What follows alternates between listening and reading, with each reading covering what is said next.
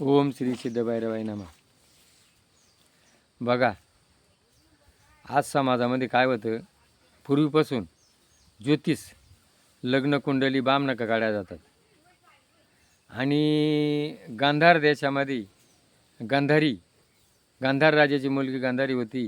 तिला बामणानं काय सांगितलं, तुझ्या लग्न कुंडलीमध्ये मृत्यूयोग आहे, मग तुझं लग्न आहे ना एक बोकड्यासंग लावायला लागेल, हिचं लग्न.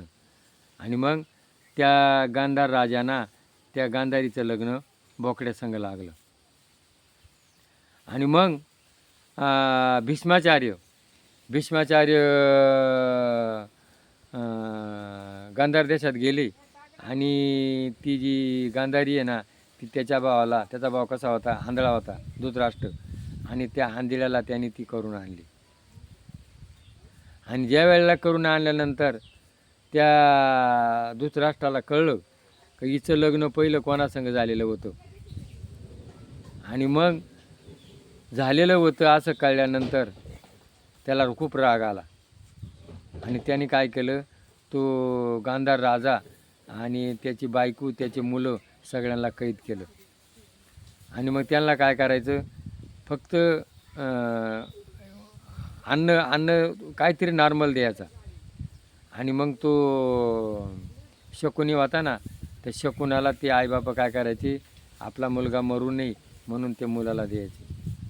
आणि मग अण्णा वाचून ते तरफडून मेली.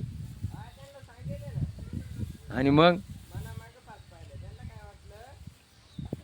तरफडून मेल्यानंतर मग आता त्यांनी काय सांगितलं, आम्हाला यानं मारलं, याच्या सोडाचा मोबदला तू घे. मग माझे जे हाडकं आहे ना, या हाडकाचा असा पाच बनव. आणि तो पाच काय बनल, माझा आत्मा तळतळलेला आहे. बघा, आजही कोणाचा आत्मा जर तळतळला त्याचे परिणाम भोगावा लागतात. आणि मग त्यांनी त्याचे हाडं बनवले. आणि हाडं बनवल्यानंतर पाच बनवला. आणि मग ज्या वेळेला पांडव दूध खेळायला लागले, त्यावेळेला खरी बाजू असली तरी खोटी होती. का होती, तो तळतळाट कोणाचा, त्या गांधार राजाचा. आणि मग पांडवांना वनवास भोगावा लागला, किती, 14 वर्ष. आणि मग नंतर यांनी युद्ध केलं आणि संपूर्ण यादव कुळाचा नाश केला. मध्यस्थी कोण होता, कृष्ण होता. जेव्हा या गांधारीला कळलं, त्या गांधारीनं काय सांगितलं, जसं माझा नाश झाला तसा तुझ्या यादव कुळाचा नाश होईल, तुझी द्वारका नगरी पाण्यात बुडल. आणि बघा, त्या गांधारीचा तळतळाट देवाला बघावा लागला. आणि मग भोगायला लागल्यानंतर आता तळतळाट बघायला लागला त्याला. आणि मग तिनं त्याला शाप दिला. कोणाला, शकुनी मामाला काय शाप दिला, का तो हे कपटानं सगळं केलं तर तुझ्या राज्यामध्ये कधीच सुख समाधान राहणार नाही. बघा, आज पाकिस्तान, गांधार देश, त्याला अरबस्तान म्हणतात. आज तिथे आज आहे ना, कधीच शांतता नाही, झगडी भानगडी तंटे, हा शाप आहे. म्हणून या ज्योतिषांच्या नादी लागू नका.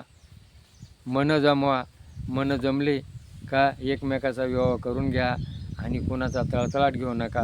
दुसऱ्याचा तळतळाट घेतला तर त्याचे परिणाम बघायचंच आपल्या डोळ्यापुढं उदाहरण आहे. म्हणून कुणाचा आत्मा दुखू नका. आपली संस्कृती कशी, माझं भरलं पाहिजे आणि त्याचंही भरलं पाहिजे. मी जगून दुसऱ्याला जगल, ही संस्कृती. आणि माझंच भरलं पाहिजे विकृती. आज समाजामध्ये विकृती झालेली, ही विकृती नष्ट करा. आणि म्हणून आपलं खेडचा भैरवबाई हा काय, सत्याचा वाली आहे. आपल्या देवाऱ्यात आहे. आपण काय करतो, खरं करतो का खोटं करतो, हे तो बघतोय. म्हणून त्याचं दर्शन घ्या आणि सत्यानं वागा. हे पटलं असेल तर क्लिक करा. जय भैरवनाथ.